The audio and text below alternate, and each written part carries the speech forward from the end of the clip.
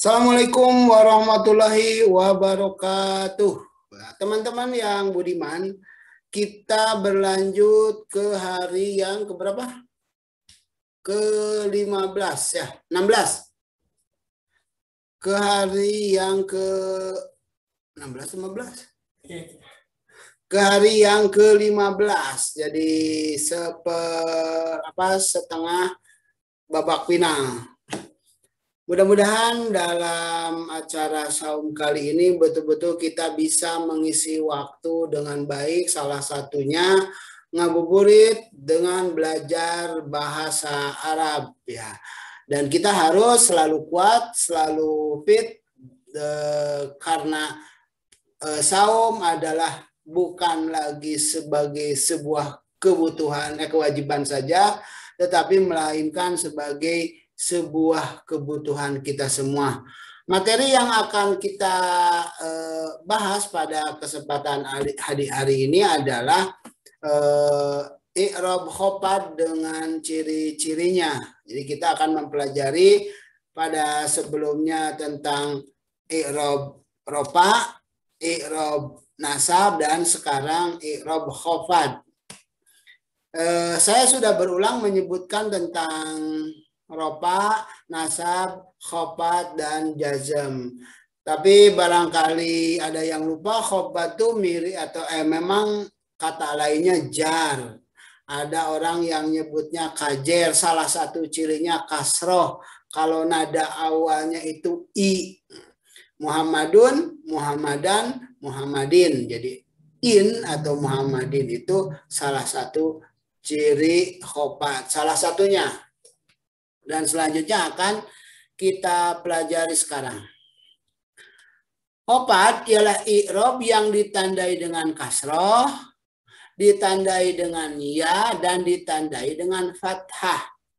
Jadi fathah yang di sini jangan tertukar dengan fathah yang menjadi ciri nasab. Khofad hanya berlaku untuk kalimah isim saja. Jadi untuk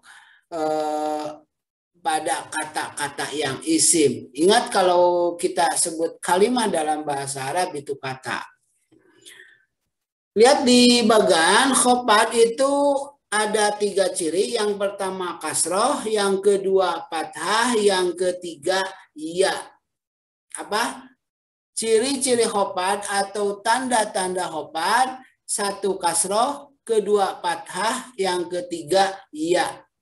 Jadi huruf iya.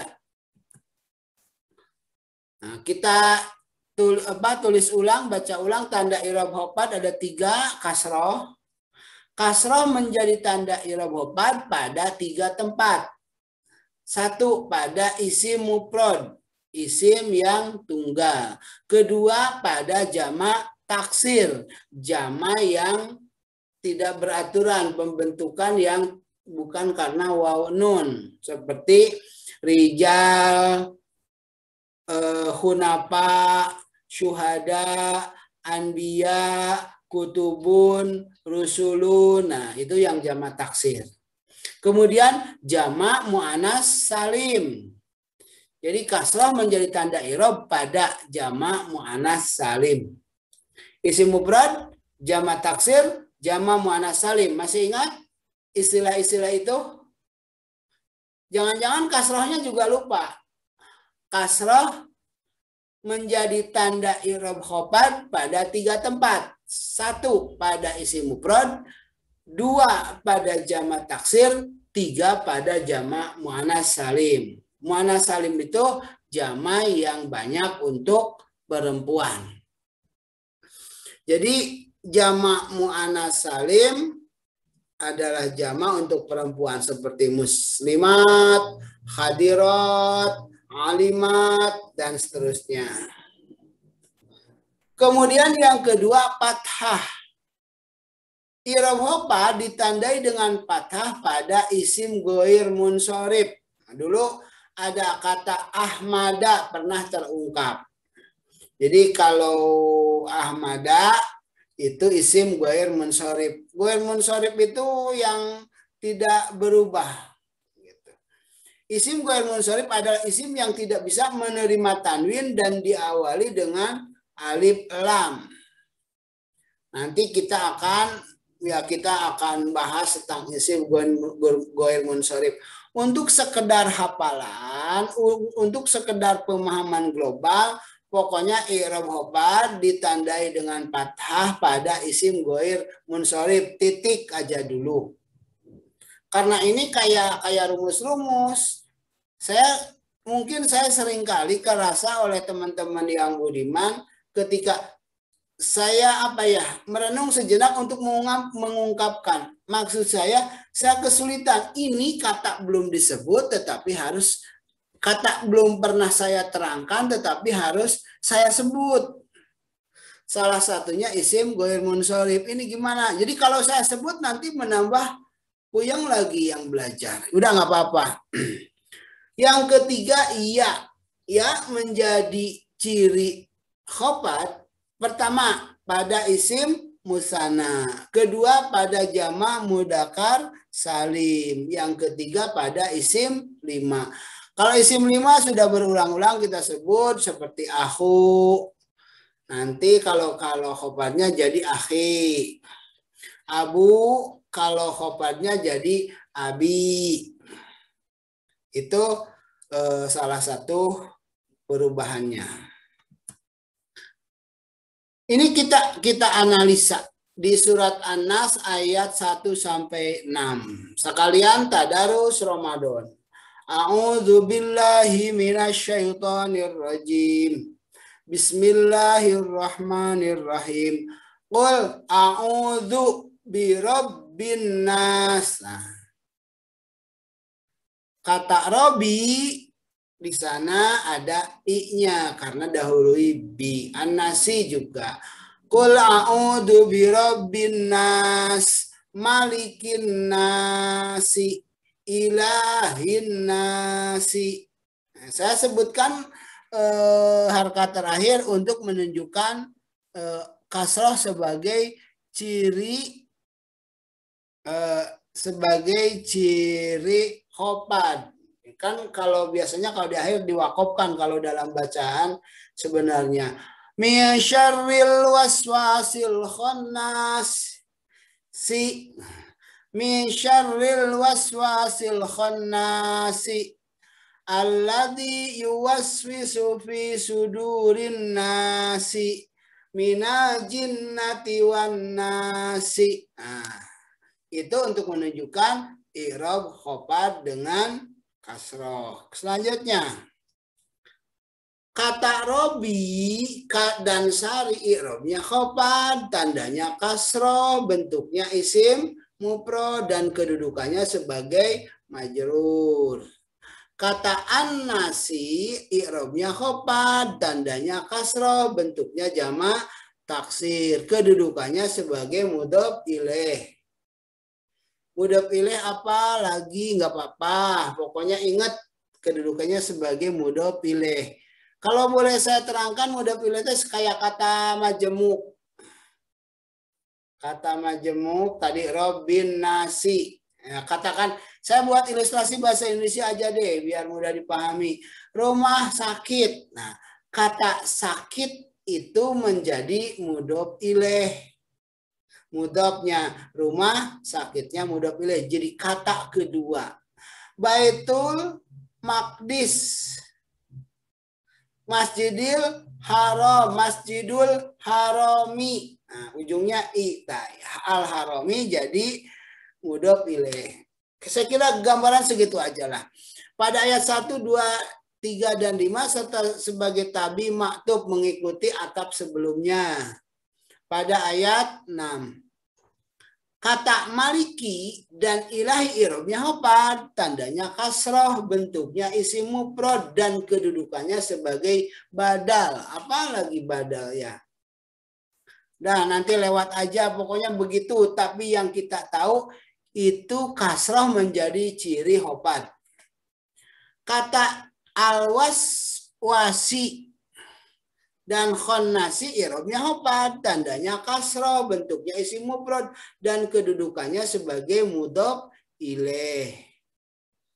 Nah, tadi ada bayangan lah Masjidil Haram. Nah, itu mudhof ilaih al-harami. Kata suduri al-jannati i'rabnya hofad, tandanya kasroh, bentuknya jamak taksir. Nah, kalau jamak taksir karena sudur. Kalau satu sodrun, kalau jamaknya sudur. Jundun satu tentara, kalau banyak junud. Bentuk jamak taksir dan kedudukannya sebagai majrur. Majrur itu karena ada yang menjarkan. Ayat berikutnya surat Al-Muluk ayat 5. Walaqad zayyana samaa. Tuh ada samaa-nya. Ad-dunya bimasabiha. Nah, tadi kita baca kok ada bi tetapi dibacanya masabiha. Ingat teman-teman, ini jadi bukan Al-Quran dibentuk oleh tata bahasa. Tapi apa yang Allah turunkan, yang dibaca oleh Nabi Muhammad menjadi suara terlantun, dianalisa oleh para sahabat, oleh para ulama, oleh para kiai, dikaji untuk menunjukkan kenapa ada huruf jar. Tadi teorinya itu teori itu awal. Pokoknya mengikuti apa yang Allah tulis kemudian jadi keilmuan. Bimasabiha, teori awal kalau kita sebut ada haraf jar ujungnya i pada jamak taksir atap. Ini kan bukan. Maksud bukan ini bukan i tetapi masabiha. Waja'alnaha rujuman lisyayatini wa atadna lahum adabas sa'ir. Walaqad zayyana sama'a dunya bimasabiha waja'alnaha rujuman lisyayatini wa atadna lahum adabas sa'ir. Untuk patah menjadi ciri salah satunya tadi bimasabiha. Kata bimasabiha i'rabnya hofad, tandanya patah, bentuknya isim goir munsorib. Dan kedudukannya sebagai majrur. Kenapa majrur? Karena ada haraf jar. Haraf jarnya apa? Bi. Sekali lagi, masabiha i'rabnya hofad, tandanya patah, bentuknya isim goir munsorib. Goir munsorib teh kayak gitu. Pokoknya goir munsorib aja dulu. Dan kedudukannya sebagai majrur. Kata syayati ini i'rabnya hofad. Tandanya kasroh, bentuknya jamak taksir. Syayatin itu mufradnya syaiton. Jamaknya syayatin tapi jamak taksir. Kedudukannya sebagai majrur. Kata as-sa'ir i'rabnya hofad, tandanya kasroh, bentuknya isim mufrad dan kedudukannya sebagai mudhof ilaih. Kata kedua dari mudhof. Ada mudhof ilaih. Kata majmuk yang terbentuk dua kata. Kata kedua disebut mudhof ilaih. Kata pertama disebut mudhof. Gambaran awal saja. Al-Baqarah 102. Wa ma anzala 'alal malakaini bibabila Harut wa Marut. Kata al-malakaini i'rabnya hofad, tandanya ya, bentuknya isim musanna dan kedudukannya sebagai majrur. Kalau bukan dalam keadaan hofad jadi malakani. Kalau dalam keadaan hofad jadi malakaini, alif diganti dengan ya. Ketika nasab tandanya alif dan ketika hofad tandanya ya. Kata babila i'rabnya hofad, tandanya fathah, bentuknya isim goir munsorib. kedudukannya sebagai majrur. Kata haruta, maruta, i'rabnya apa? Tandanya fathah, itu pun sama isim ghair munsharif. Surat Abasa ayat 34 sampai 36. Yauma pirul mar'u min akhihi wa ummihi wa abihi wa sahibatihi wa banihi. Nah, ini kita masuk ke asmaul khamsah yang sering disebut. Kata akhihi i'rabnya hopad. Kalau tidak hopad, umpamanya ropa jadi akhuhu. Kalau tidak hopad, nasab umpamanya jadi akhohu. Karena ini hopad jadi akhihi. Ya, mudah-mudahan paham sedikit demi sedikit. Kata akhihi i'rabnya hopad, tandanya tanda iya, bentuknya isim 5 atau asmaul khamsah. Dan kedudukannya sebagai majrur. Kata ummihi dan sahibatihi i'rabnya hopad, tandanya tanda kasrah, bentuknya isim mufrad dan kedudukannya sebagai tabilil majrur. Jadi mengikuti yang majrur sebelumnya. Ummihi, abihi, akhihi, mengikuti ahihi, maka ummihi itu bagian dari yang mengikuti. Kata banihi i'rabnya hopad, tanda-tandanya ya, bentuknya jamak mudzakkar. Apa ini?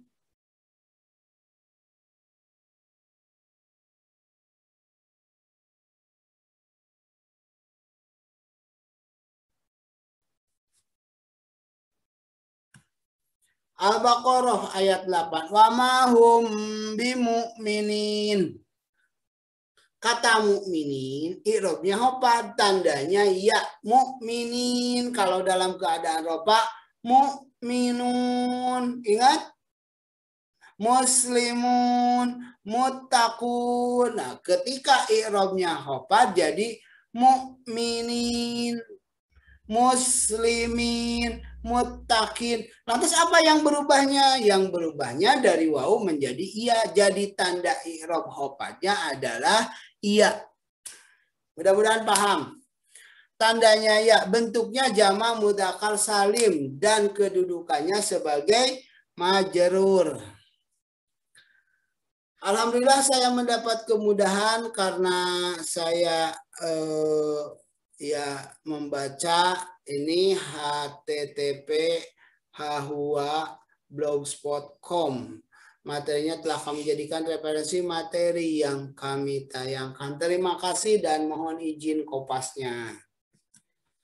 Sekian ngabuburit kali ini, mudah-mudahan ada secercah ilmu yang bisa diterima dan mengingat-ingat ulang materi yang lalu. Jangan lupa like, komen, dan share sebanyak-banyaknya. Kenapa mesti di-share? Mudah-mudahan saya mendapat saran kebaikan, dan bagi yang belum tahu dan apa yang baik dari saya bisa dimanfaatkan oleh orang lain.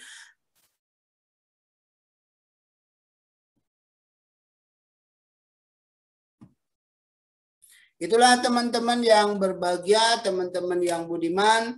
Saya ucapkan selamat menunggu berbuka puasa. Mudah-mudahan puasa hari ini lebih baik dari kemarin dan esok juga lebih baik. Dan pertumbuhan yang kita dapatkan dari hikmah puasa ini kita merasakannya. Sekian. Wassalamualaikum warahmatullahi wabarakatuh.